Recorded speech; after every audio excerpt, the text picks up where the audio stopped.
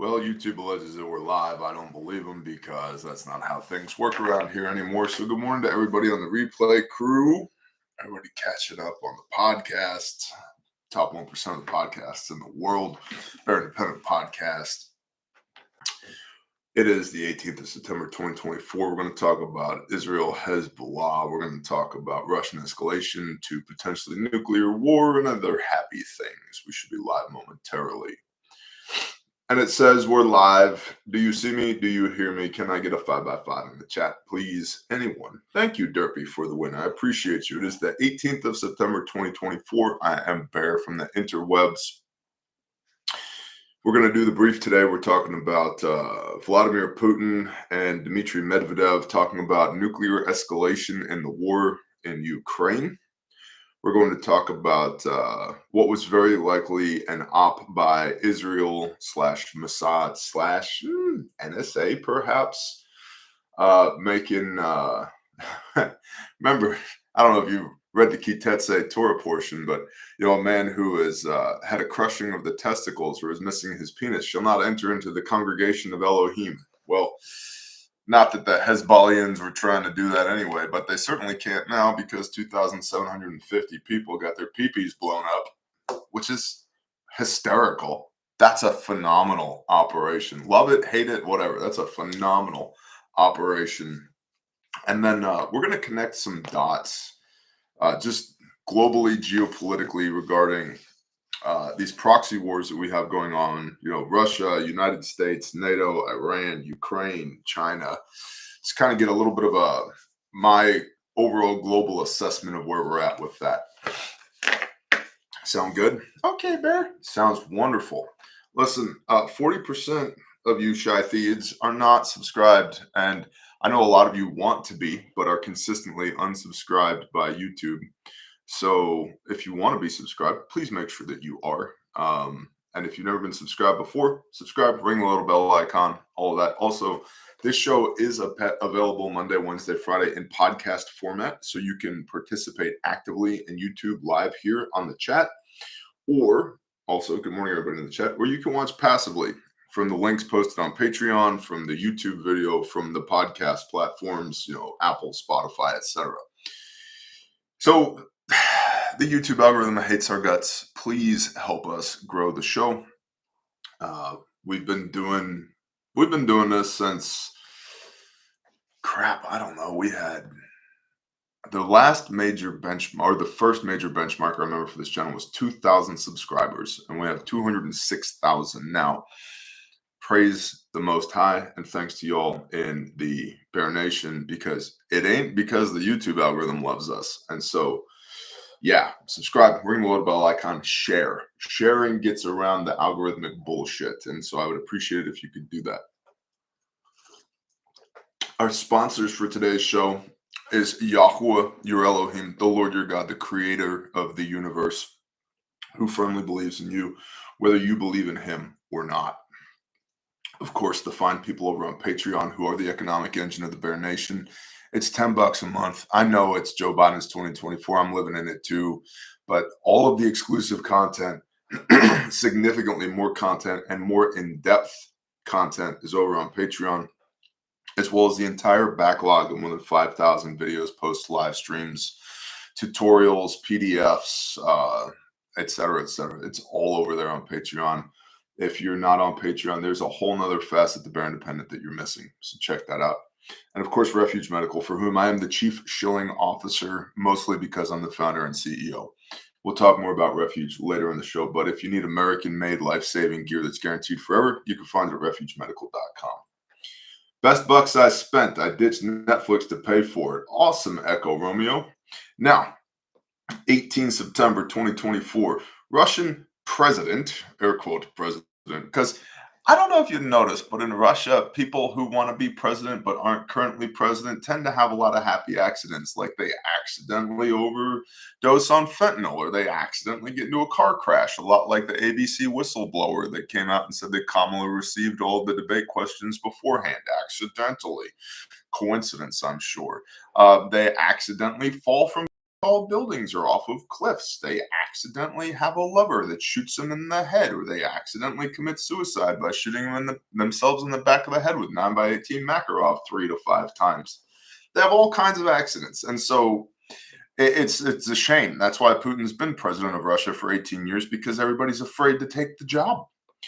Russian President Asterisk Vladimir Putin and other senior Russian officials have threatened nuclear escalation against Kyiv. That would be the capital of that little place over there called Ukraine. Ross Perot would call it a giant sucking sound. That's where all our money has been going. Well, actually, not all of our money, which is in of itself a problem. If they have enough money, they don't, because we're $35 trillion in debt, but if they have enough revenue, cash flow, to cash flow two wars in Israel and Ukraine elsewhere, we are giving them way too much money in taxes.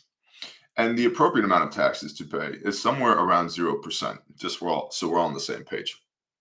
But anyway, Kyiv. Vladimir Putin has threatened nuclear escalation against Kyiv and its Western allies. That begs the question, who's Kyiv's primary Western ally? I'll wait.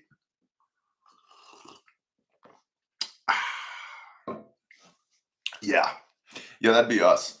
MN Buckshot said, 9x18 Makarov 380, but in Russian.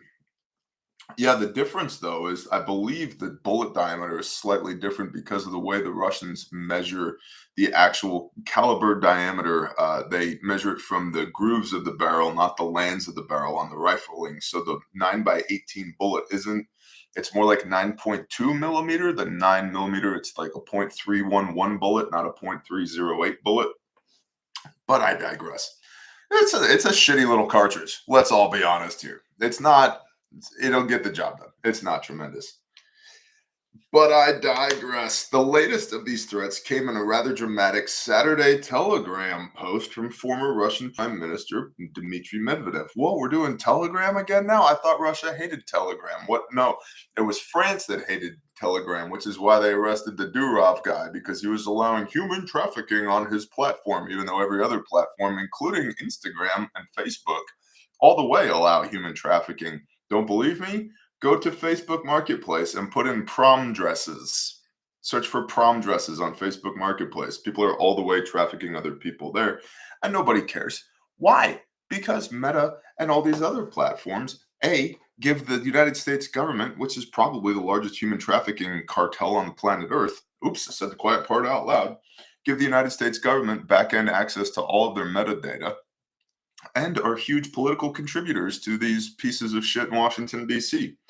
Unlike Mr. Durov, who was like, no, I'm not going to give you back-end access, and I don't really care about politics.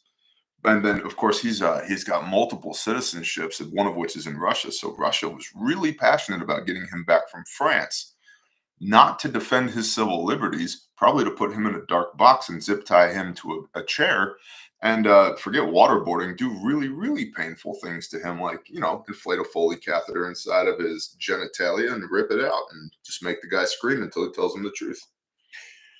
But anyway, on Telegram on Saturday, former Russian Prime Minister Dmitry Medvedev, who is the deputy chairman of the Russian Security Council, he said, quote, Russia has been patient, very patient. It is obvious that a nuclear response is a hugely complex decision with irreversible consequences. Indeed, very well thought, Mr. Medvedev. What arrogant Anglo-Saxon dimwits fail to admit, though, is that you can only test someone's patience for so long. It will turn out in the end that certain moderate Western analysts were right when they warned, quote, true, the Russians are not likely to use this response, although it's always still a possibility. Besides, they may use new delivery vehicles with conventional payloads, and then it's over. A giant blot of molten gray mass in the place where the mother of Russian cities, the historical name for Kyiv, once stood. This is a quote. Holy shit, it's impossible, but it happened. End quote. Now, Dmitry Medvedev is, did you know that there's only, I believe it's 13 dirigibles, 13 blimps left on planet Earth? One of them is Dmitry Medvedev. This asshole is just the epitome of being filled with hot air, because that's his job, is to be filled with hot air.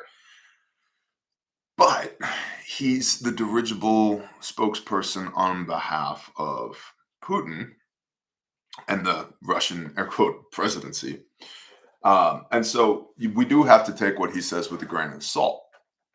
Now, they have been talking about nuclear escalation over Ukraine since prior to February 24th, 2022, when Russia invaded their special military operation to repatriate the oppressed regions of Ukraine. I'm sure that's what it is. Now, that's the casus belli. That's the stated reason why. That's their cover for action. But it probably has very little to do with farmers in the Luhansk, Donetsk, and Crimea regions crying out and going, "We love the Russian motherland. We want to be reunited." It probably has more to do with the Black Sea Fleet and the Crimean Peninsula and actually pushing NATO off their doorstep, which is in of itself kind of a pretty weak argument, because if Russia takes Ukraine, then that puts them on NATO's doorstep. Now, people like Peter Zihan will say that Russia's goal has always been to go through Ukraine and to maintain control of Ukraine's western border and a lot of the passes, the ways into Russia, to use Ukraine as a buffer. That if there is a World War III and that we have a third generation conventional warfare situation, for NATO to get from, say, Polandish area east into Russia, they then have to go through Ukraine, which is essentially allows Russia to fire and maneuver in Ukraine before NATO ever gets to Russia. And so it's a standoff capability. It's part of why you see Lukashenko in Belarus back in the fold with Russia, because it's a standoff capability.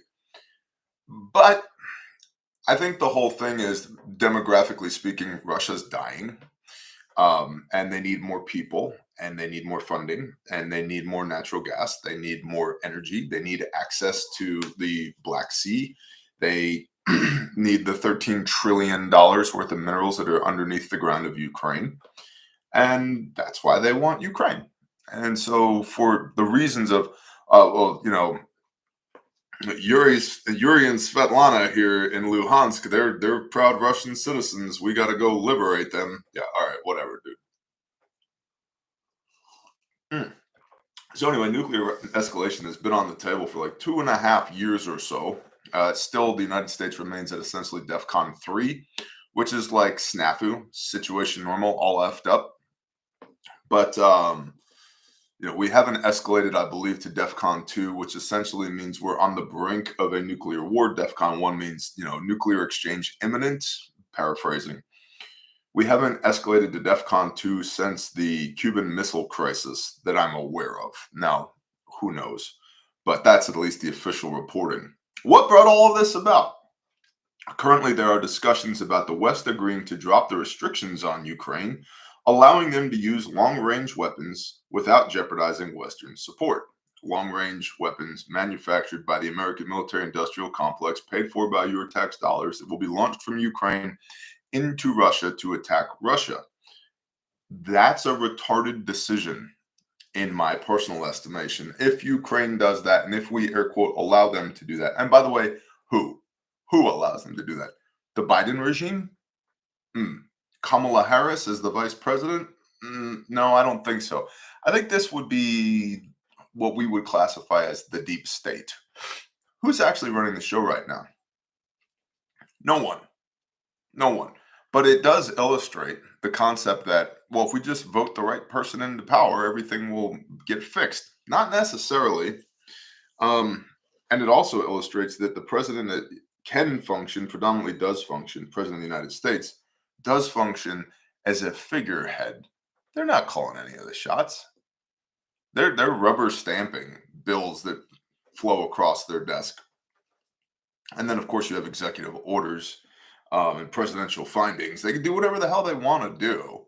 They already do whatever they want to do. They just need to keep up some semblance of democracy here in the United States of America, so that the millions, hundreds of millions of constituents here in the United States who are happily running on the hamster wheel towards the air quote American dream don't pay enough attention to Washington, D.C. to realize, oh, it's truly a mess and nothing actually. It's whose line is it anyway? The rules are made up and the points don't matter. And that guy or girl in the White House who says they're in charge isn't actually in charge of shit. But I digress. Kremlin spokesperson Dmitry Peskov said last Wednesday that the decision to use long-range weapons in Ukraine to target Russia has probably already been made behind closed doors, but that, quote, the media is simply conducting such an information campaign to formalize the decision that has already been made, end quote. Russia's ambassador to the UN, Vasily Nebenzia, told the UN Security Council just last Friday that if NATO allowed Ukraine to use long-range weapons against Russia, then it would be, quote, a direct party to hostilities against a nuclear power. Quote, a direct party to hostilities against a nuclear power, end quote. The United States response to the Saturday Telegram post was, quote, we know by now not to take Medvedev seriously. I would be freaking careful with that. He does still represent at least the talking points of the Russian administration. We know by now not to take Medvedev seriously. This is a standard Kremlin nonsensical response, end quote, said a spokesperson for the U.S. State Department. Now, the State Department is more or less an intelligence apparatus. But I wouldn't just discount everything Medvedev has to say. I would take it with a grain of salt, me personally. Why? Because risk versus reward, cost benefit analysis. I do not want to glow in the dark. I do not want the country subjected to a nuclear holocaust of unprecedented proportions. I do not want an attack on the homeland. Now, what I want and what will be oftentimes tend to be two different things. But what I would like to do is live to 118 years old and bounce my great-great-great-grandkids on my knee on the land that we own, eating sheep that we've raised, doing good things to good people to help be the hands and feet of the Most High and making sure bad shit continues to happen to bad people that hurt children. That's what I would like, and it's going to be very difficult to do that if we're in the midst of a nuclear holocaust. So cost-benefit analysis, even if something has a low probability of coming to fruition, if it's an extremely high threat, then you do everything you can to mitigate that. 4-Hour Workweek by Timothy Ferriss. If you've ever read that, he has a protocol that he puts people through called fear setting, which is beyond the scope of today's brief, but you can look it up. Essentially, low probability but extremely impactful problems or perceived threats you mitigate to the best of your ability. I don't want to glow in the dark. I don't want good people to die. I did get a brand new Mira safety gas mask that I'm not allowed to talk about yet. So I'm not gonna. I'll just say it came in the mail. Comma. You know what a gas mask does for nuclear weapons? Not a damn thing. Not a damn thing. Plus, I gotta shave. And so if you ever see me show up on this channel sporting nothing but a mustache, guys, you know it's time. You know it's time. It's time to put the gas masks on. The whole thing's retarded. And there are ways. Let's go to the book. Shall we? This is more like a coffee time with Bear than it is an official brief. Mostly because I don't think anybody in my household actually slept last night, because with the full moon between the dogs and every other animal on the countryside acting retarded, and then the baby decided it would be a great night to just have like infinity gas bubbles. Yeah. So maybe a little bit more professional, maybe a little bit more editorialized, opinionated this morning. That's fine. So we're going to go to the bookshelf real quick.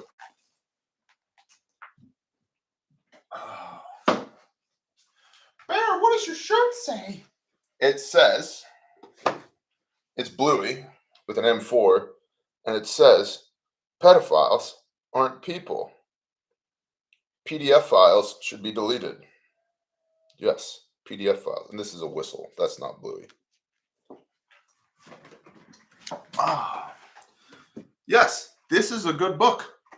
Nuclear War Survival Skills by Crescent Kearney. That is not my recommendation. It's Pastor Joe's recommendation. If you're on his Patreon, Viking Preparedness, which you should be, about once a month, he gets on there and yells at us and says, have you read this book? Do you know how to do the things that are in this book? Do you have the things that you need to do in this book? And I'm like, I'm sorry, Dad. I'll buy the book. I'll do the things in the book. And so I bought the book. I've read the book. It's a great book. You know what? I don't want to use jack shit that's in this book. I'm not interested. I don't want to play those games. And so, yes, Dmitry Medvedev is a dirigible. He is filled with hot air, comma, risk versus reward. Even if the probability is incredibly low, the impact is so incredibly high that you do everything you can to mitigate that risk. Now, I need to clean off my desk, and therefore there's no room to set this book on my desk, so I'm going to put it back up on the shelf. So stand by, okay? Do-do-do-do. Do-do-do-do-do-do-do-do. All right.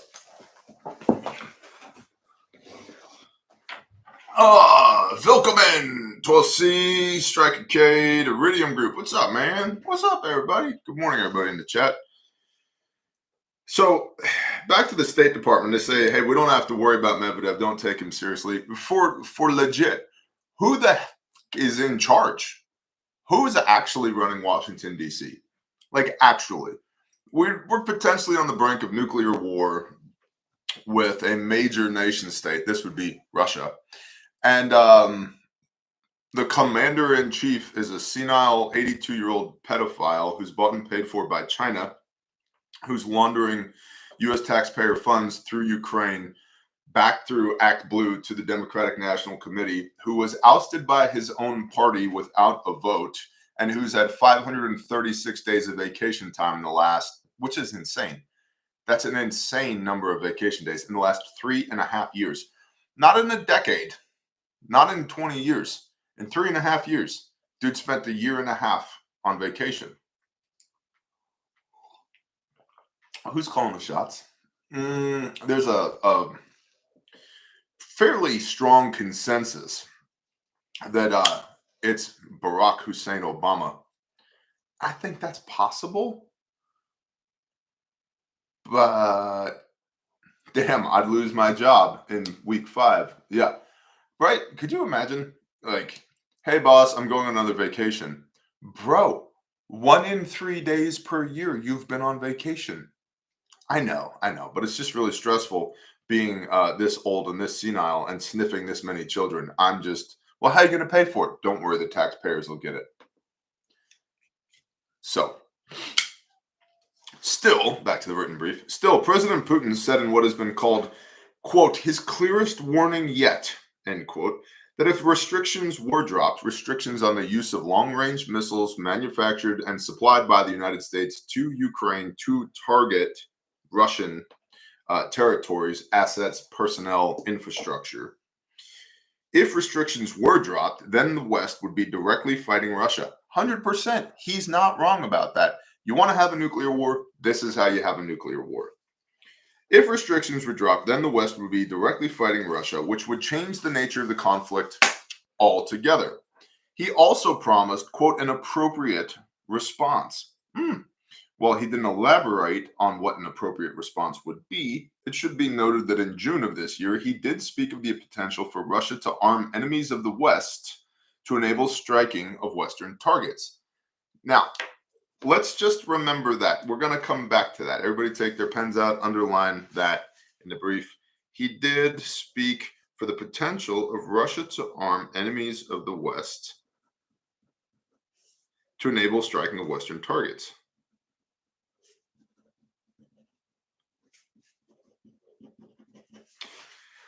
So now that it's not just Medvedev alone going off on a rant about a nuclear holocaust, but also numerous other officials continuing to indicate what could happen should the restrictions be dropped, what indicators are there to look out for now? Because I don't know about y'all, but I'll repeat, I don't want to glow in the dark. And words have power. So let's just all agree, we're not going to glow in the dark. Matthew 24. And when you see all these things, let those who are in Judea flee to the wilderness. Ote, come out of her, my people, lest you receive of her plagues, receive of her sins and partake of her plagues. Revelation 12, verse 4, I believe. It's been a hot minute since I've been in Revelation. In other words, don't be where the problem is. Because what are they going to attack? Probably military installations first, major military installations, and major population centers. in what is called a decapitation strike, which is why so many militaries, including the United States, which is by the numbers and the capabilities, the largest, most capable military in the world, but also hyper concerned about diversity, equity, and inclusion, and also has run all of the true patriots or most of the true patriots out of the ranks by focusing on things like diversity, equity, and inclusion, and then requiring, their personnel to get an experimental medication jammed into their arm or be let go, and so a bunch of people quit. So who's driving the bus over there at the DoD? I wouldn't necessarily say America's finest. Also, all these, not all of, 99.5% of these four-star generals, admirals, these grand poobahs, they're all compromised too because they want careers in politics too. They want cabinet level positions. They want to be on advisory boards. They want to get out of the DoD and join some liberal think tank where they're going to make millions of dollars per year. So they've all been bought and paid for too. And then, of course, and then how many of those people are directly or indirectly or tertiary involvement with the intelligence apparatus, which remember the 51 people from the IC, the intelligence community, said, oh, right, the laptop, Hunter Biden laptop, that's complete and total bullshit. We signed a memo here. Here's an affidavit that it's bullshit and it doesn't exist. Oh, wait, it does exist. So they're very trustworthy people as well. So who's running the DoD? It's like girls can be Navy SEALs too. Like, I don't think so. And I like girls. I like ladies. You guys are you do incredible stuff. Incredible stuff. It, shooting bad dudes in the face at 4 a.m. under nods with 300 blackout shorties is probably not one of those incredible things that the vast majority of ladies are going to be doing. Just saying. And there's nothing wrong with that. That's sexist and misogynist. Wrong friggin' channel, bitch. I don't know what to tell you. Find another channel to watch. But I digress. So now that it's not just Medvedev alone going off on a rant, but also numerous other officials continuing to indicate what could happen should the restrictions be dropped, what indicators are there to look out for now? A message of intimidation, like testing a nuclear weapon, may come first. Russia has not done something like that since 1990.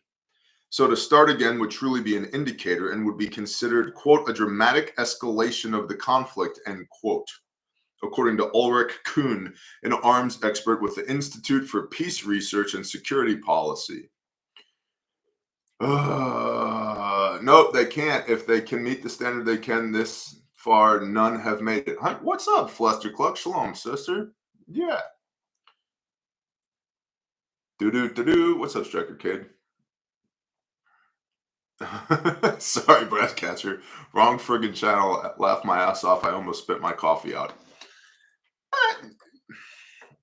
I'm a little extra today. The more sleep deprived I get, the more neurodivergent I get, the harder it is for me to police my speech.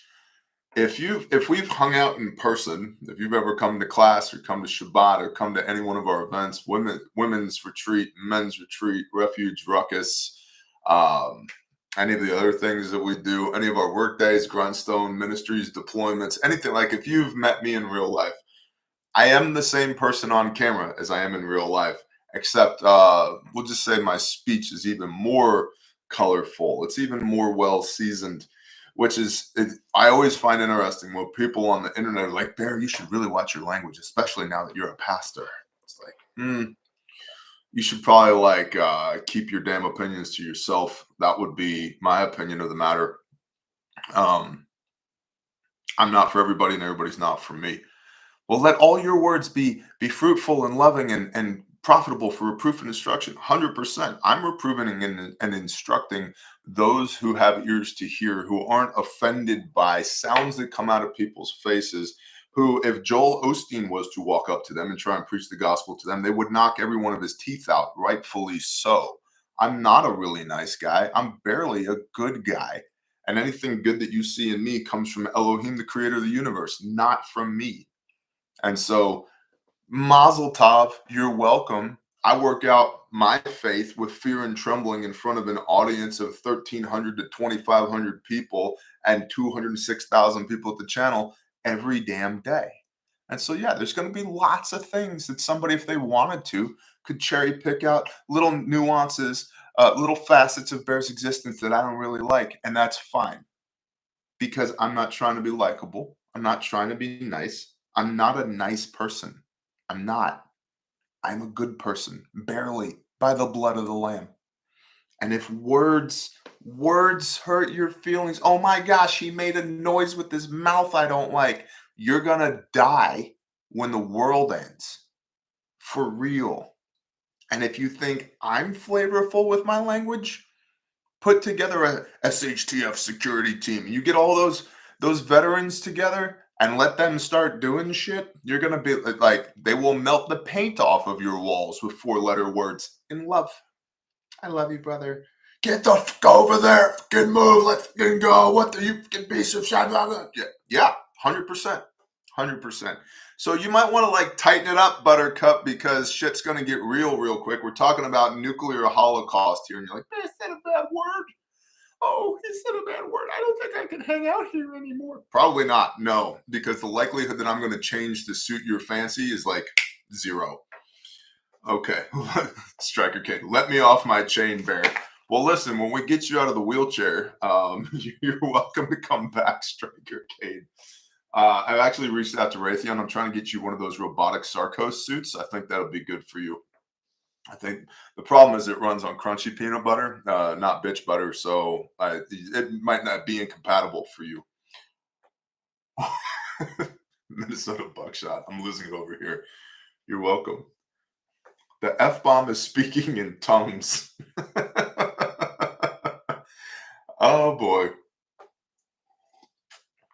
I'm just saying, the people that the Father put me on earth to witness to, preach to, baptize, reprove, instruct, teach, are unafraid of certain sounds that come out of people's faces. In fact, generally speaking, they like them. It's a quintessential cornerstone part of their vocabulary. Okay. And I say that because I love you all. And the fact is, if noises cause you to curl up into the fetal position, you're not going to make it. You're just not going to make it. Just stop. Just figure out how to be a simp of the new world order, because that's about the most usefulness you will have going forward. And your rescuers, those who will and who are and who have stood in between you and death, are completely unafraid of those noises. And so you're doing them a disservice when you lose your shit over 4-letter words. Ah, don't curse, Bear. That's not even biblically what a curse is.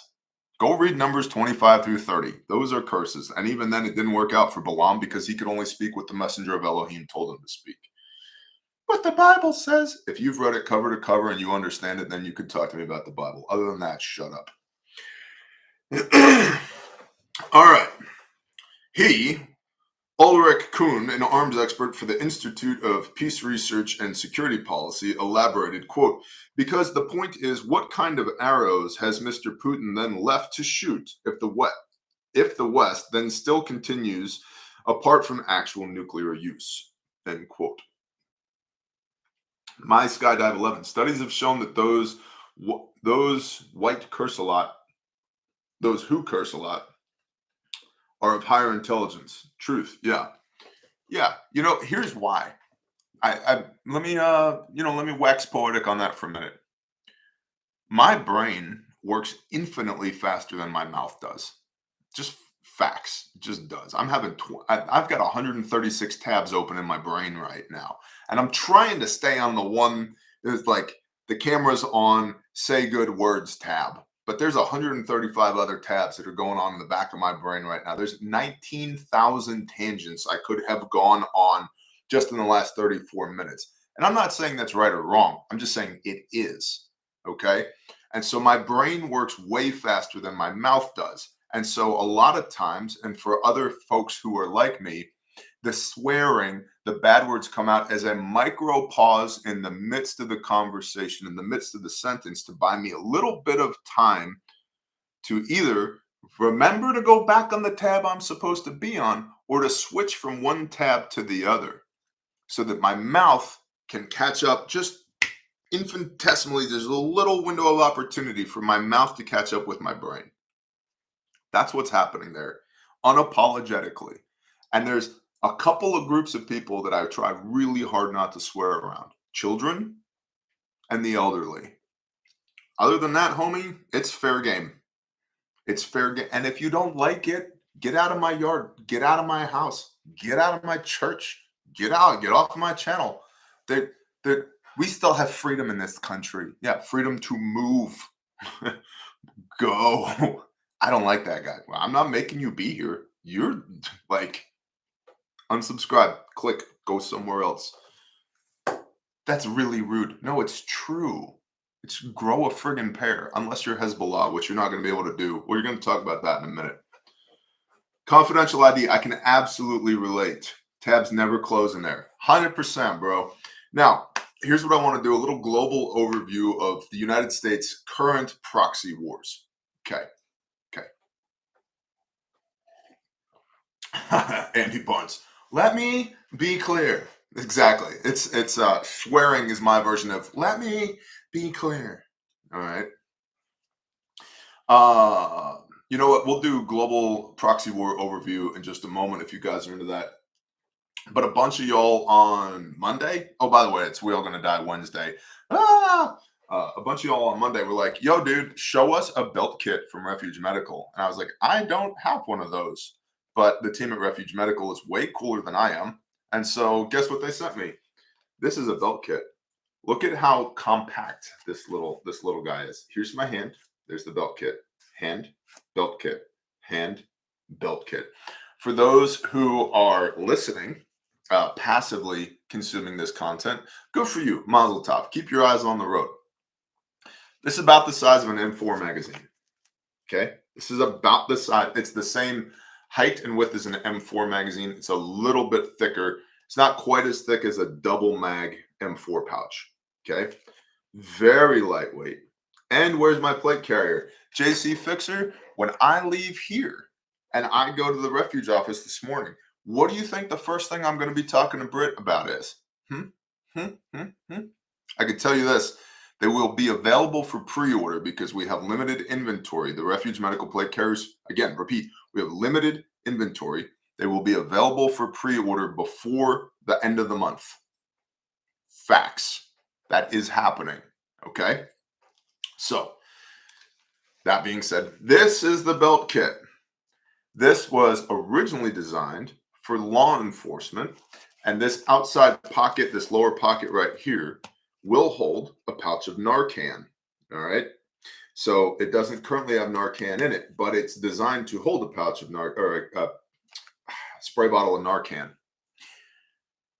But like all of our other things, it's like, dude, that's a cool little pouch. I wonder what else we could do with that. So here's what we did with it. This is the belt kit from Refuge Medical. Shout out to the graphics team who made our cool little product cards now, right? See, it says Refuge on this side. And if you turn it over, it's got our mission statement right here. Mission statement: to save lives while in service to the Father's kingdom and experience the abundance of His provision and blessing. For the preservation of life, guaranteed for life and required for life. And then down here, we've got a little QR code. I don't know anything about trauma med. Scan the QR code. Welcome to the trauma medicine series right here. Where do I get trained? Scan the QR code. It's right there. And then, of course, we have our core values right here at the bottom, which you can also find over my shoulder right here. Be humble. Make it happen. Stewardship. Loyalty. Lead by example. Be disciplined. Take responsibility. Communicate. Build relationships. Always be learning. Be selfless. And believe. Okay? So, Refuge Medical Belt Kit right here. This has malice clips in the back, so it's Molly Pals webbing compatible. Then it's also got these grommet snap straps right here, so this can be carried vertically or horizontally. It will fit around 1.5, 1 3/4, 2 inch, and 2.5, 2 1/4 inch duty belts designed for that. Okay. So you can mount it horizontally or vertically. This is a great gun belt going to the range kit because it's very compact. It's about the size of like I said, an M4 magazine pouch. In the back, stuck in the back here with elastic retention. There's a little piece of elastic right in the middle right here. We have our shears. These are real shears. Listen. Okay. Real shears. And then what's in our paquets, bro? So up here in this paquet, top paquet, boom. What do I have? Oh, look, a Cat Gen 7 tourniquet. And this is a real one. See, it says Cat on it right there. It's a real North American Rescue Combat Application Tourniquet Gen 7, Committee on TCCC recommended. Not some Chinese bullshit, which is why we leave it in the plastic like this. When you get it, you should open it and stage it. But this way you can see this is a real one, not some fake shit from Timo that's going to get you killed. This is a real tourniquet. And then we have, oh, look, a pair of chest seals. Okay, right there. One vented, one non-vented. But wait, there's more. Very cool. And then it also has this little reflective tab right here. Now, this one's in multicam. If you don't want the reflective tab sticking out, look, there's a little elastic retention right here. You can fold that back underneath or cover it with electrical tape. And now it's out of the way. I can just rip and pull. Whatever floats your boat. And these are available in all the cool guy colors. All right. Then we have our bottom pouch right here. Pull that open. Okay. And what's in there? Well, look, a pair of gloves, because if it's wet and not yours, don't touch it. Wound packing gauze. You can also add combat gauze if you want. And an S-mark bandage, which can be used as a pediatric tourniquet. It can be used to make a pressure bandage. It can be used to make a sling. It can be used as cordage. We talk about these in class. These are phenomenal. It's basically a yoga band, a medical grade yoga band. They make awesome pressure dressings. So in this kit, I've got massive bleeding, airway, respiratory in this tiny little kit, as well as shears that will mount horizontally or vertically on the belt line or on your plate carrier. Weighs less than a pound. I don't even remember what they cost, but they're relatively inexpensive. Should I look up what they cost? Would that be a good idea? That's probably part of like selling shit, right? I should probably know that. Sorry, guys. I'm the chief shilling officer, you know. I got to do a better job. Let's see. What does a belt kit cost? And then we are going to go to, we're going to do a global overview of international proxy war threats. refugemedical.com. First aid kits. View all IFACs. What is IFAC? Why you make FAC for I? Make you happy, no bleed. $149 is shown. If you just want the pouch, it's $49. Made in America, guaranteed forever, broheim. And they come in black, coyote tan, red, multicam, and ranger green. Hot damn, son. I think I need one of those for my kit. I think you're right. Refugemedical.com. Promo code for free shipping is Bear Nation. Everybody say it with me. It's Bear Nation. Why? Because you're the Bear Nation, and I love you all. So there you go. That's the belt kit. And yeah, let me know in the comments.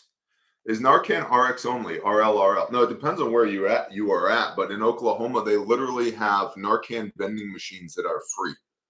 They're free. You just walk up, you beep, boop, beep, and then beep, it falls and drops out of the thing. Okay? And if it's not free where you're at, it should be relatively inexpensive, like $10 to $20. So, there you go. You guys let me know in the comments on Friday what kit you want to talk about, and I'll be prepared come Friday. Sound good? That sounds great, Bear. Awesome. I love you guys. I love you too, Bear. Okay, cool. I see everybody pounding the hearts in the 100% and the hearts right there in the chat. I love you guys. All right, so now let's talk about a little global overview of what's going on here. United States proxy wars. Coffee, mooseruncoffee.com. All right.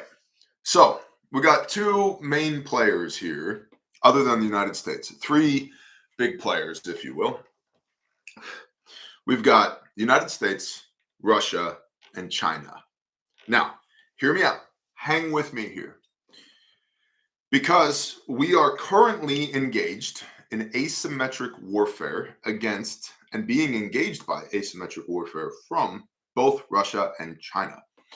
Putin has been on record as saying for years now, we are already in World War III. The West just doesn't know it yet. And we know China has a 400-year plan to bring China to world dominance. And if China is going to become the dominant world superpower, that would indicate that the current dominant world superpower, the United States of America, would no longer be dominant. Now, we also know from Sir John Glubb, The Fate of Empires, that empires have approximately a 250-year shelf life, and the United States has been around for approximately 248 years. In other words, statistically, we are nearing the end of our age of the empire. Now, people will often cite Rome. Rome was around for 750 years. Yes, but it had three distinct 250-year periods, which is part of why real leadership at the national level would be great, because within the next 2 years or so, statistically, we're going to start transitioning into, we are in an end stage empire. We could either fall or rise from the ashes like the phoenix or whatever. Pick your metaphor. Which is why you see accelerationism here so much in the United States. People, tech oligarchs and corrupt politicians and international billionaires trying to accelerate the demise of the United States of America because they want China to rise. They're heavily invested in China. Most of them have been bought and paid for by China. Russia has a demography problem. They understand that they're still content to remain number two as long as their good buddy China, through BRICS, Brazil, Russia, India, China, South Africa, Saudi Arabia, etc. As long as their good buddy China, who they also share a border with, is number one, everything's copacetic for Russia. Okay? So for China to rise, the United States has to fall. It's a zero-sum game geopolitically. Russia and China are engaged in asymmetric warfare against the United States already, have been for a hot minute. So with all that preamble, Russia uses Iran as a proxy in asymmetric warfare, okay? Because we are fighting proxy wars currently in Israel, which is really the United States versus Russia, different talking point for a moment, and in Ukraine, which is really the United States versus Russia. So let's run through this. Russia gets approximately 40-ish%, we don't really know, but a third to 40-ish% of their arms and armament from Iran. Iran, 1/7 of their GDP, gross domestic product, the money they earn each year, comes from sales of arms and armament to Russia. And that's the stuff that's on the books, not the stuff that's off the books. Okay. Now, Iran empowers any scumbag organization that starts with an H around the world.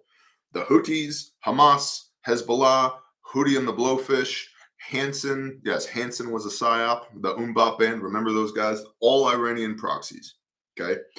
So Iran serves as a training and logistical support hotbed for these air quote international pieces of shit. You have the Houthis in Yemen that are currently affecting international supply chain by attacking global shipping.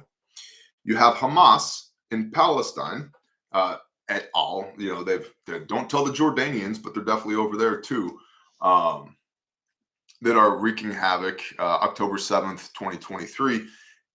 By the way, we're coming up on the 1-year anniversary of that in Israel proper. And then you have Hezbollah, or Hezbollah, if you want to be more internationally astute, in Lebanon, just to the north of Israel. In the region, if you're a biblical scholar, that used to be where Tyre and Sidon were at, up there in the former Phoenician states, the Lebanese up there. So These three groups, plus more, the Houthis in Yemen, Hamas in Palestine, and Hezbollah in Lebanon, are all armed and supported by Iran, which is supported by Russia, to draw the United States into another proxy war in the or in Israel, because Israel's largest supporter is the United States of America. Love it, hate it, agree with it, disagree with it, doesn't matter. These are just facts, okay?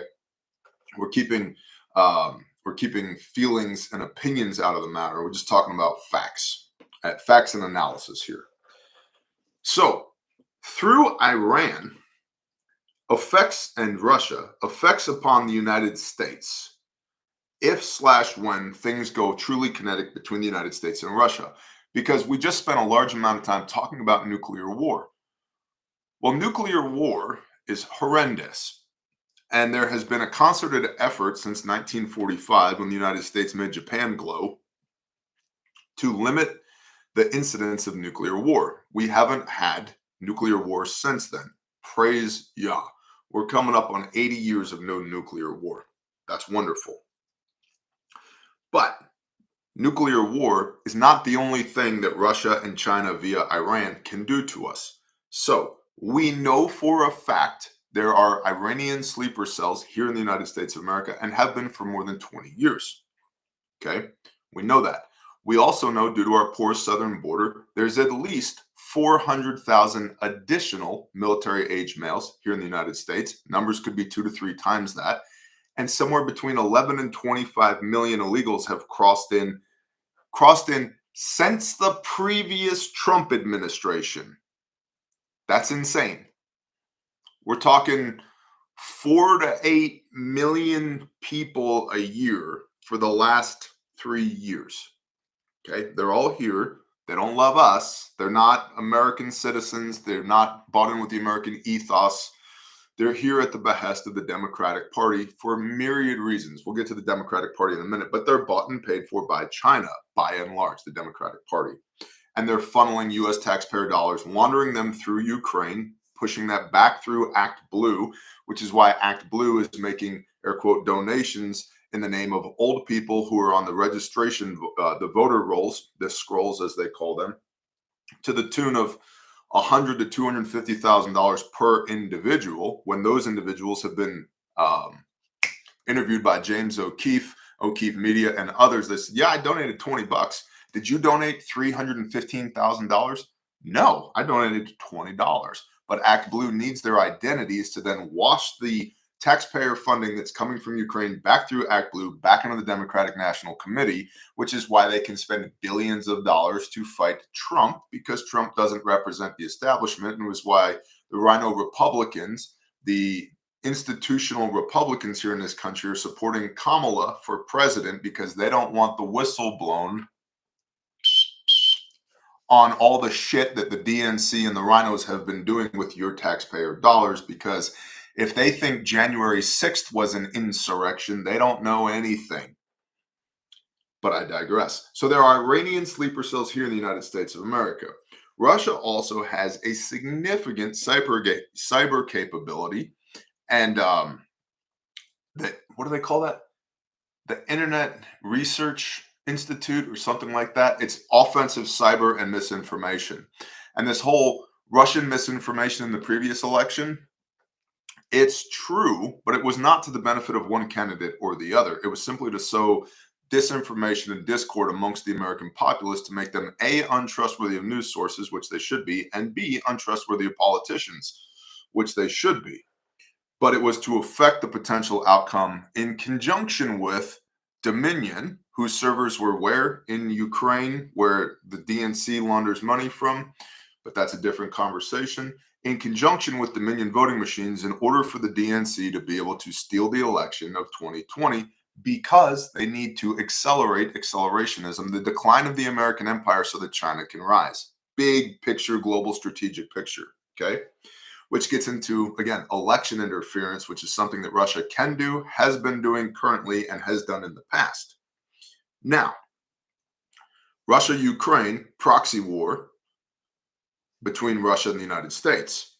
Ukraine is allegedly a war, right, a special military operation that NATO is supporting, but NATO's not supporting it. The United States is responsible for a minimum of 2/3 of the funds and most of the material and institutional knowledge that has been poured into Ukraine. So it's a proxy war between the United States and Russia. Why? Well, for all the reasons previously stated, Russia, their demography sucks. They need the production capabilities of Ukraine. They need more people because their demography sucks. They want the standoff capability in between them and NATO. They want the mineral rights that are there. They want to maintain access to the Black Sea through the Crimean Peninsula for their Black Sea fleet, because otherwise their fleet can only sail, the northern fleet can only sail 5 months out of the year because the rest of the time it's in ice. Okay. So for all those reasons, Russia wants Ukraine. What does the United States gain out of Ukraine? Like, what do we actually gain? What's the net benefit of being there? Well, all sides have advisors on the ground, including the Chinese. So the United States, Russia, and China all have advisors on the ground that are relearning the lessons that we forgot from World War II, Korea, and to a lesser extent Vietnam, because we've been engaged in the global war on terror for the last 20 plus years. So large-scale conventional warfare with trenches, without air superiority, with artillery, fire and maneuver using mechanized infantry and armor, all of that, we kind of forgot those lessons. And the guys who know those lessons are old as shit, unavailable for comment, and really don't like the government very much. Just paraphrasing right now. Which, by the way, there's a difference between loving your country and loving your government, which the government apparatus has really tried to make those two things the same. They want people to bow, to lick the boots of the government and call that love of country. They're not the same thing. Okay, so the United States, Russia, and China are all learning lessons through their advisors that they have on the ground in Ukraine about how a large-scale third-generation war is going to go down. Relearning all of that.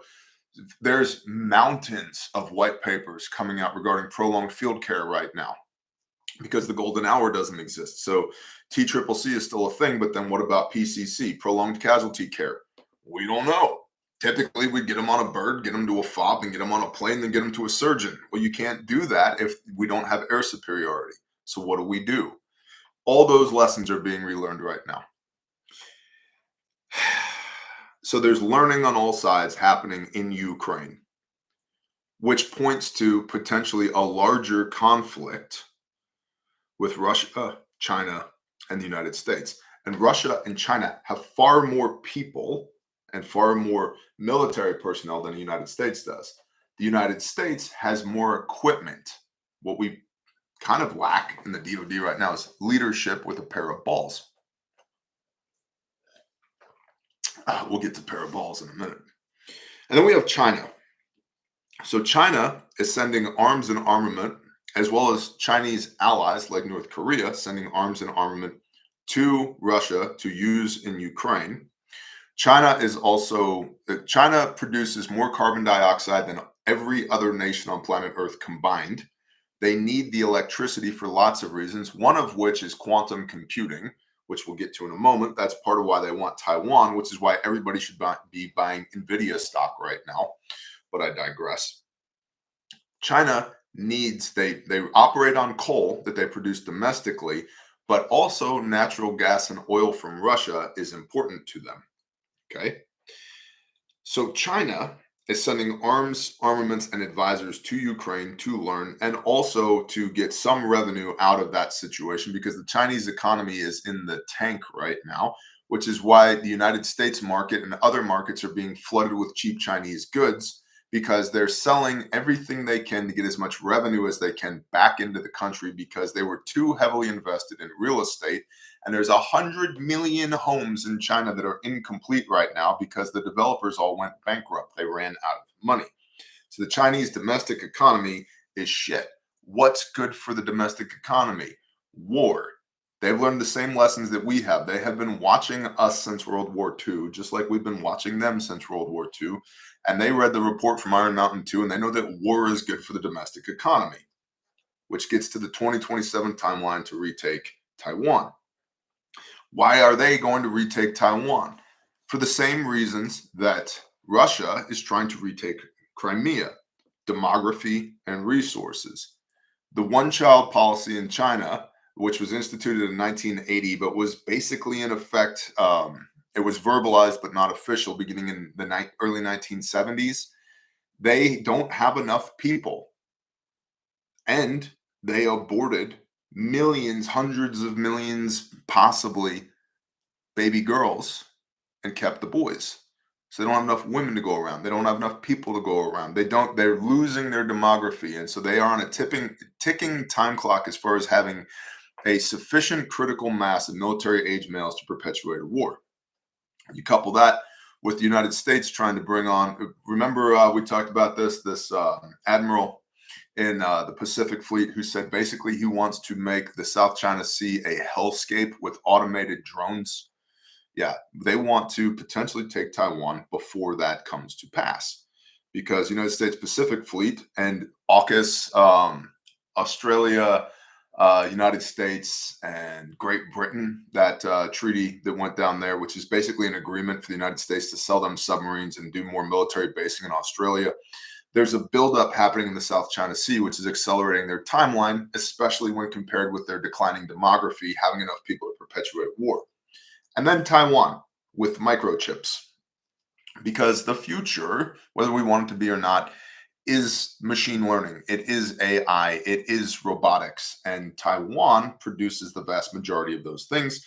China has always viewed Taiwan not as a separate country, but as a breakaway region that they want to bring back under their control. So probably if/when Russia goes super hot in Ukraine, China also goes for Taiwan.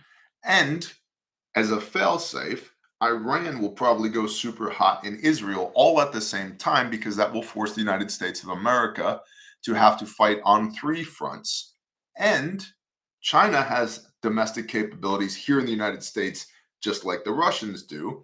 And I bring all this up because we have an air quote election, if you want to call it that. We have a selection coming up in November.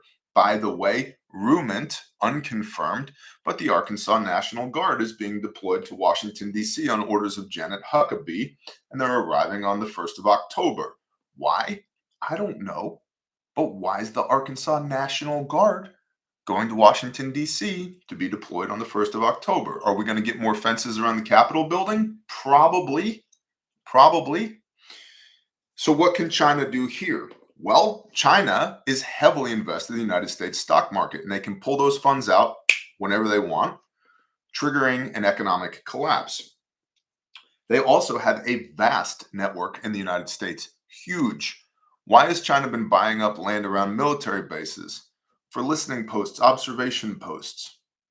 They have hundreds of thousands, if not millions, of Chinese nationals here legally who observe and report back to the CCP, the Chinese Communist Party, and where they run all that information, they take it, they boil it down, they turn it into actionable intel. So they have hundreds of thousands of sensors in the United States that are observing and reporting back.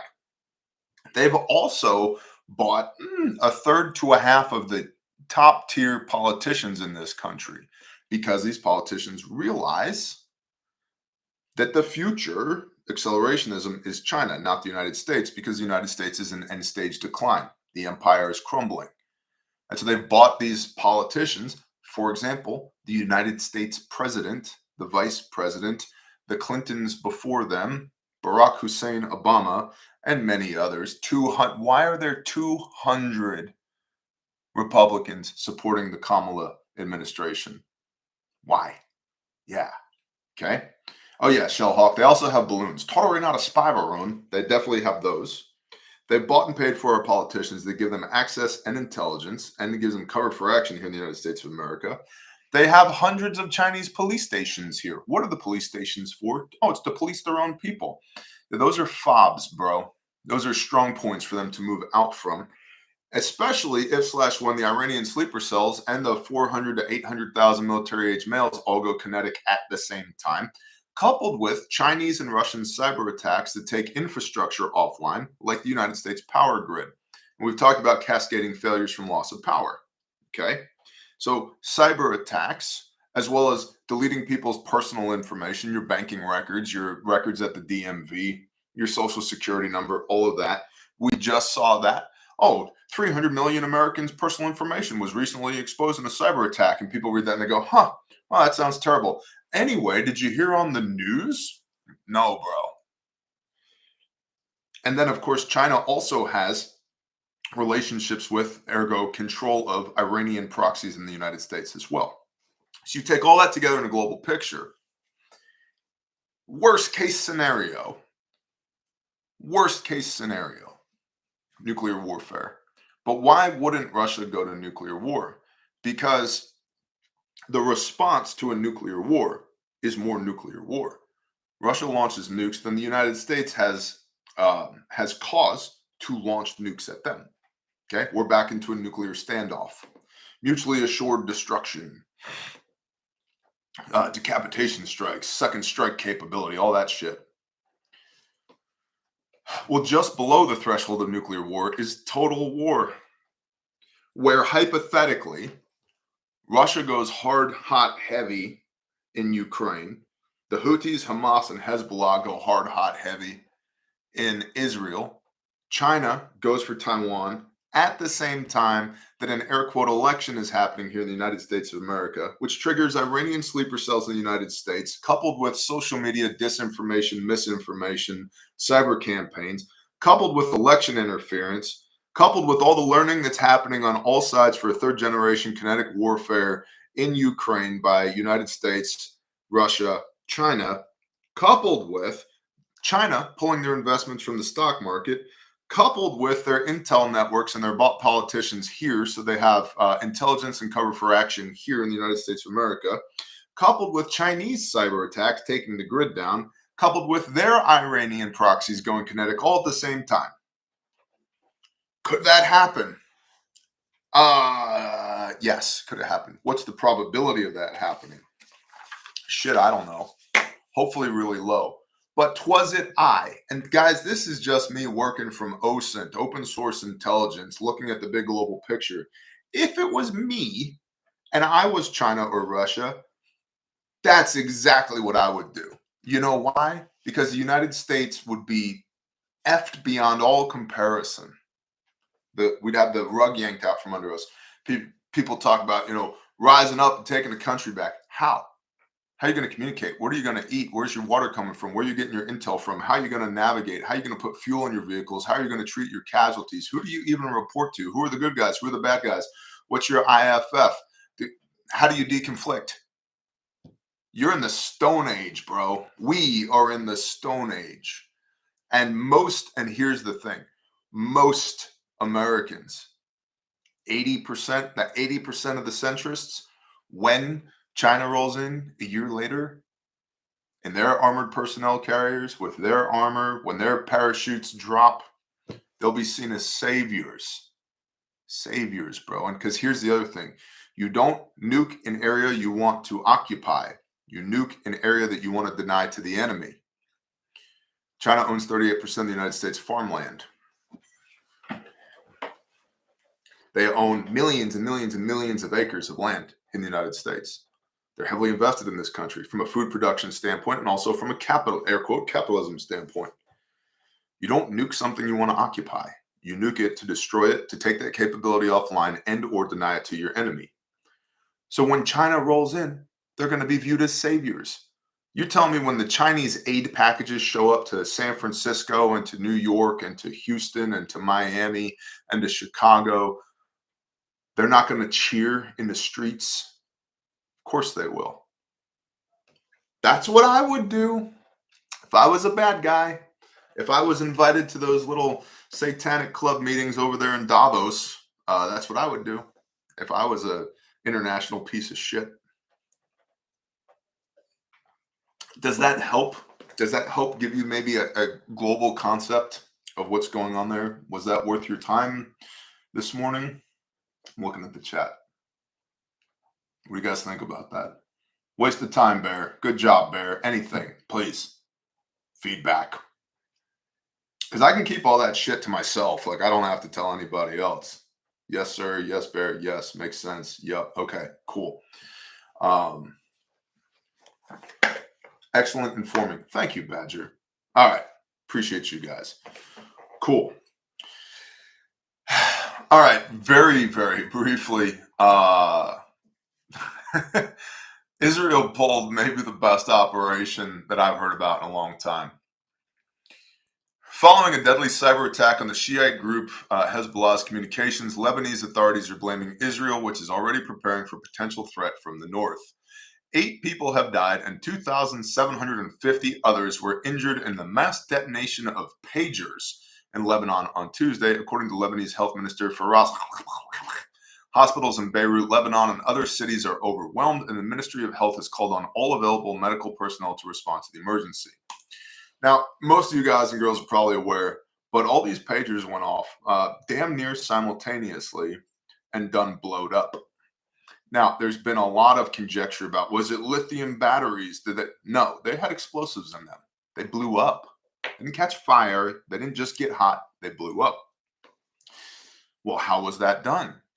Dude, Mossad and probably no such agency got a bunch of this equipment, put it out on the market, and they see, because pagers have to connect to cell towers, which gives you location data. Then you back that into pattern of life. Be happy and love your neighbor, says Texas T. 100%, unless it's Hezbollah, in which case blow their dicks off. Then they back end, geofence, all of that to determine pattern of life that we suspect that this person's a bad person. They probably dumped 100,000 pagers like that onto the markets, knowing that 3,000 of them would be picked up by Hezbollah and others. Okay. Then they aggregate the data. And this is part of what I love about this. Then they hit the button, they blow them up. Huge psychological impact. They also get reporting on the location of where these individuals were, because there's explosions going off everywhere. There was one there, and there was one there, and there was one there, and you know what you do? You put up a surveillance drone or an ISR plane, or you use your satellites, and you just scan. And you know there's a chiclet-sized piece of Semtex or something like that inside the pager. So you have an idea of what the explosion, the signature of the explosion is going to look like. You program that into your AI. You send up your Predator drone. Yep. And now you've got imagery and mapping data for where all these assholes were, which then that intel creates follow-on operations. Oh, there were 32 of them in this one area. What were 32 Hezbollah dudes with pagers doing right here? It's brilliant. It's amazing. It's phenomenal. Yeah, and F those jihadi pieces of shit. Creative use of PETN in a lithium battery, says Ken Weedor. Yeah. And so a lot of people are making a big deal about the pagers. Why are they using pagers?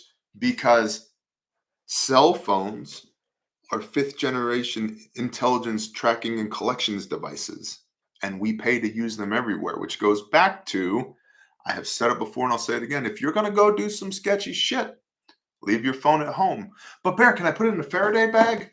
If you want the powers to be to see your signal go offline at a time and location, sure. Well, I put it in a Faraday bag 100 yards from the objective. It should be fine. Okay. Yeah, they're aware of that shit too, homie. Nice try. Leave your tech at home. Leave it at home. Learn to talk to people. Learn to pass notes like you're in grade school again. Or don't write anything down and just whisper in each other's ear. Yeah, man. Go stand in the middle of a field. Maybe have have a group that already gets together at regularly set, dates and times for or perhaps appointed times, cover for action. They're meeting in the park again. Yeah, they meet in the park every Friday and read the Bible. Yep. All those things. All those things, homie. These basic tradecraft. If you're gonna go do sketchy shit, leave your phone at home. But I need to see what Tina posted on Instagram. You're gonna die. You're gonna die. You are giving your enemy information that is being used against you. Not can be used against you, is being used against you. And how many jihadi pieces of shit during the GWAT did we turn into snitches, give them a phone, and say, hey, if I need you, I'm going to call you on this phone. And they're like, okay, very good, thank you. Right? And then We use them until we don't need them anymore, and then we call them, and they put the phone to their ear, and then a friggin' JDAM lands on their forehead. But we carry these things around everywhere. Oh, but it's the iPhone 97 X5, and it's got the 19 cameras on it. Nope, nope, this is a weapon.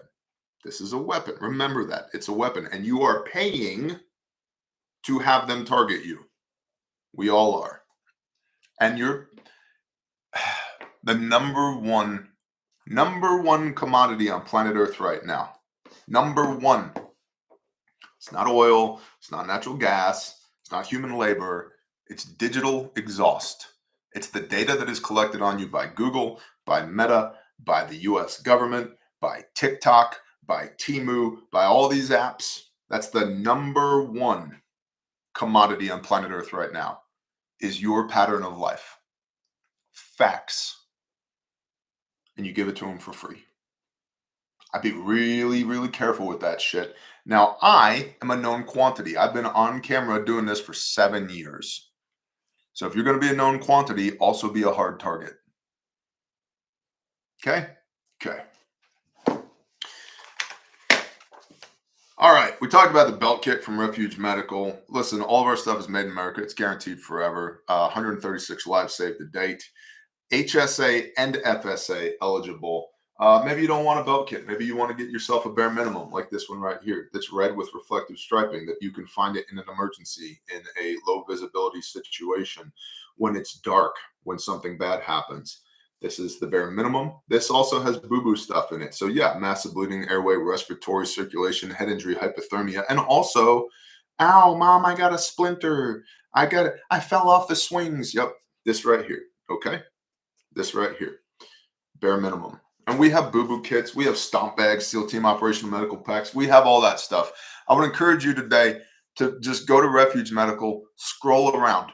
Go hit the website, scroll around. If you have questions, we are real human beings. There are real human beings at Refuge Medical literally right now. If you call the store, probably Mike or Britt is going to pick up the phone. Maybe even Bob. Be like, hello, Refuge Medical. How can I help you? If you hop in the chat on the website, no AI, no automated responses. Myself, Britt, probably Dawn, and Callie maybe are going to be in the chat with you, helping you with whatever questions you have. If you shoot us an email, admin@Refuge Medical, one of us is going to respond back to your email. Real people. K Nove says the ankle kit is amazing. Thank you. Yes, JC Fixer. And Ren sends me messages. Exactly. And when your order is fulfilled, when it's going to shipping, one of us on the line is going to pull out the Refuge phone and shoot you a message, a video message saying, JC Fixer, bro, thank you so much for supporting Refuge Medical, man. We really appreciate you. We could not do this without you. Your kit's going to shipping right now. You should see it in a couple of days. If you need anything, please just holler at us, and we hope you have a blessed day. Thank you.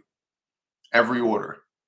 Pray over every kit before it gets shipped, that it'll get there in the right time, because we've had dozens of kits that people got that day and ended up using them to save somebody's life. Dozens. And so, like, this is not my business. This is the creator of the universe's business.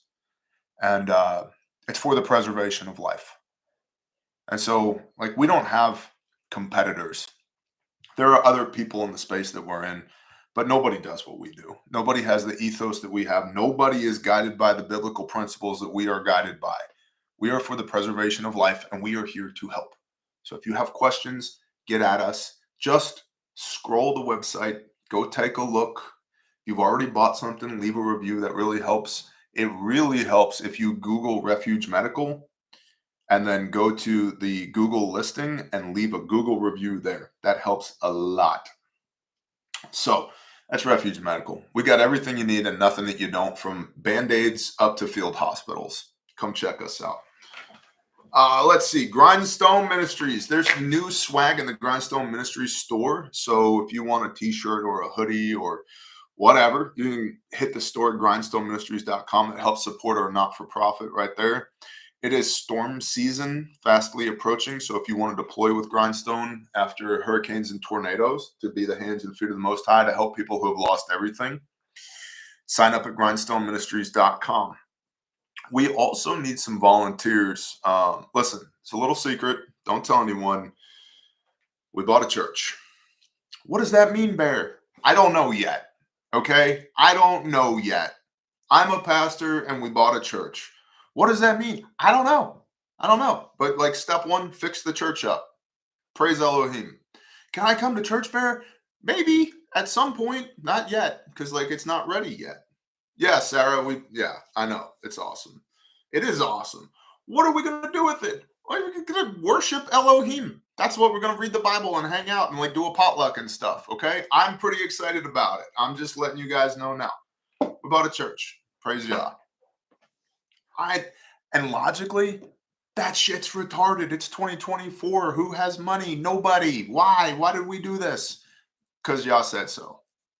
We bought a church. And I'll tell you this, even folks who've been like, monetarily, this doesn't make any sense. We don't have the damn money. You walk into the building and you can feel the spirit in it. It's beautiful. It's beautiful. And we're going to do awesome things with this. And I'm looking forward to it. Even if, being completely honest, it scares the shit out of me. Because it's another step in that direction of like, well, what does it mean to be a pastor? It's like, I don't know, love people, teach people the word, walk in the righteousness of Christ to the best of my ability. Also, like, here's a building so that you can do that with. So we bought a church. And if you would like, I don't want you to donate a pile of money. Here's for the Grindstone Church. But we do need some dirt work and drainage done at the church.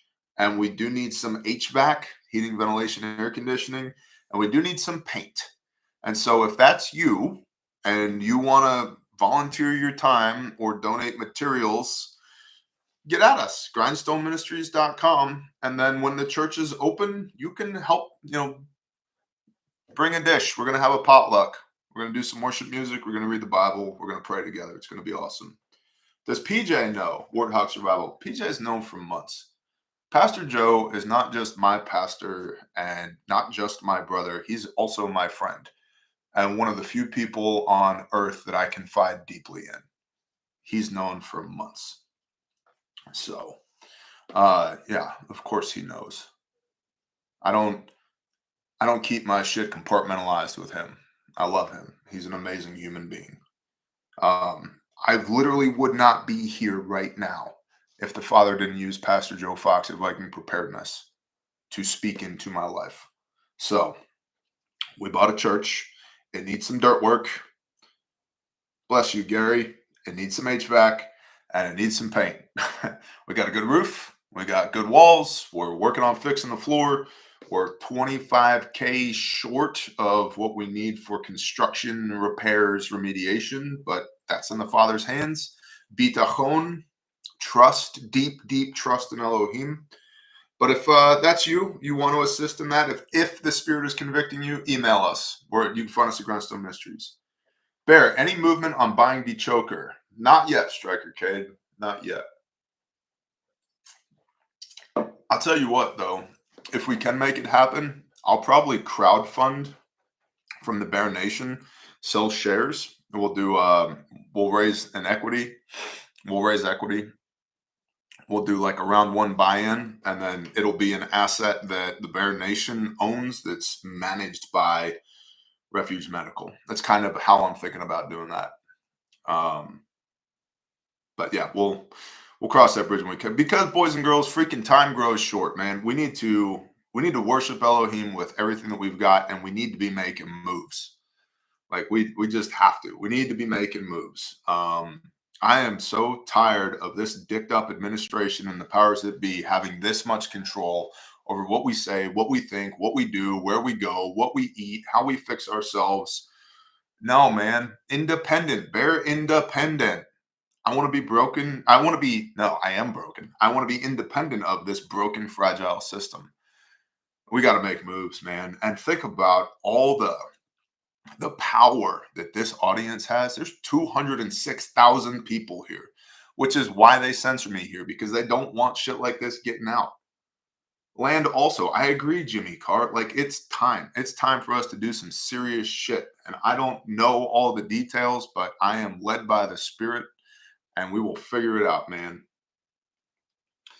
Lastly, Caleb House. Caleb with a K, calebhouse.org.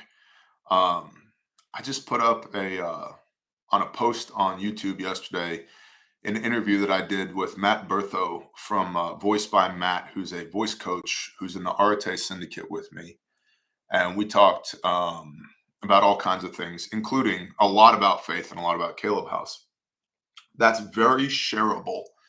And so if you want to share with other people, what is Caleb House? Who's this bear guy? Why should I donate to him? You're not donating to me. I don't take a dime from Grindstone. I don't take a dime from Caleb House. You're donating to our restoration facility and our field teams, because there's very few people in this country who actually do anything about human trafficking. There's a lot of people who talk about it. And when we first got into this space, I was like, yes, we're joining an awesome team of other people. They're doing lots of stuff and we're going to make a difference. And then you get to know people. You go to these conferences, you start talking to people, and it turns out nobody does shit. Like nobody. They all run their mouths about it on Instagram, but they sure as shit don't do anything. There's very, very few people, very, very few people that do anything. Well, Caleb House is part of that small group of people that does stuff.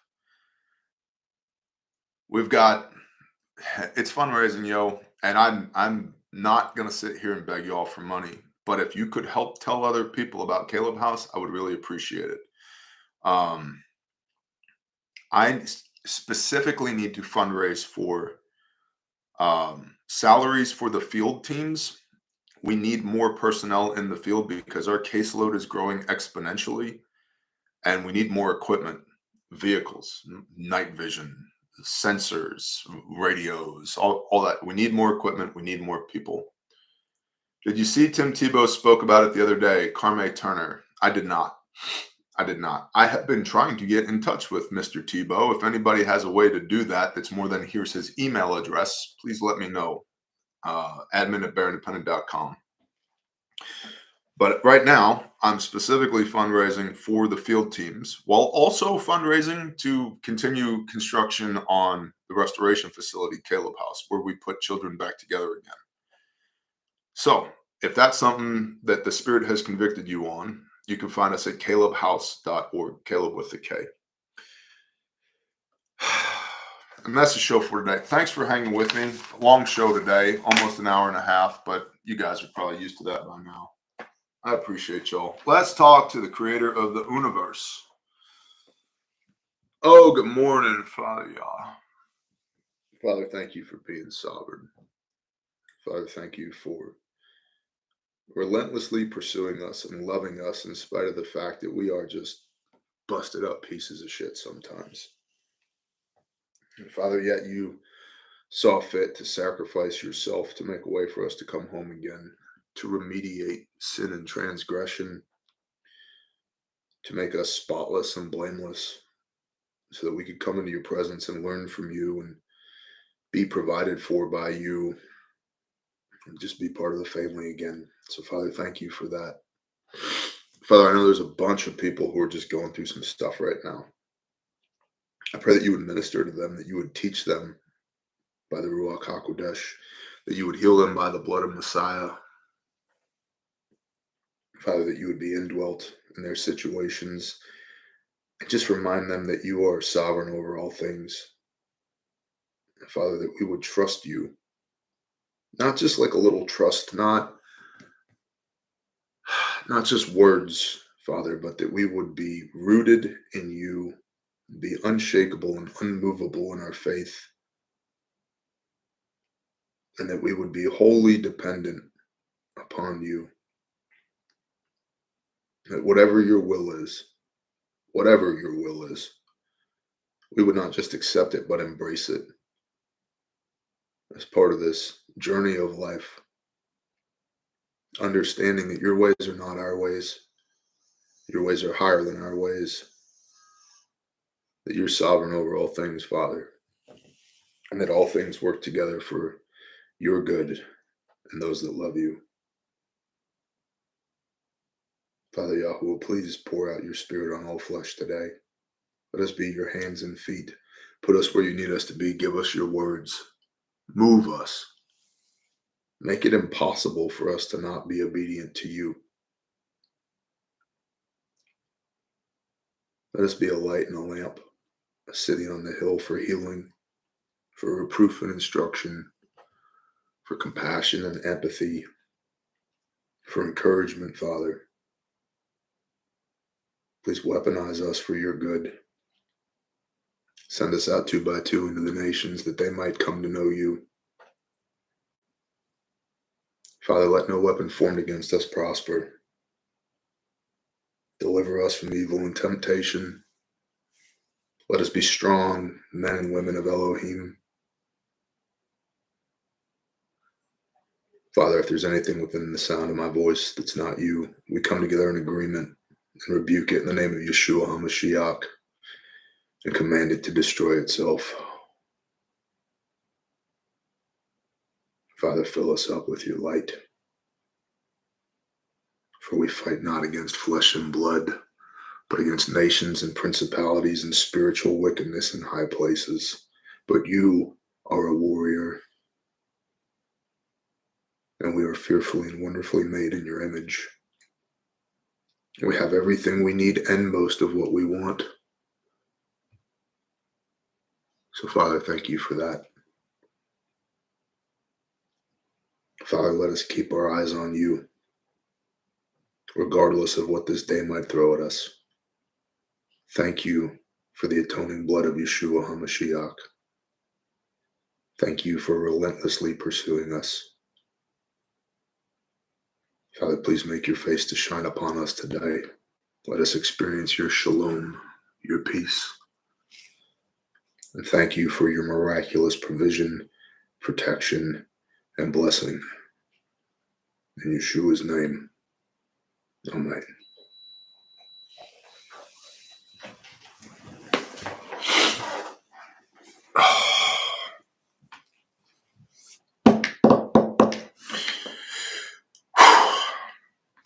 I love y'all. I'm late to my next thing, but it was worth it.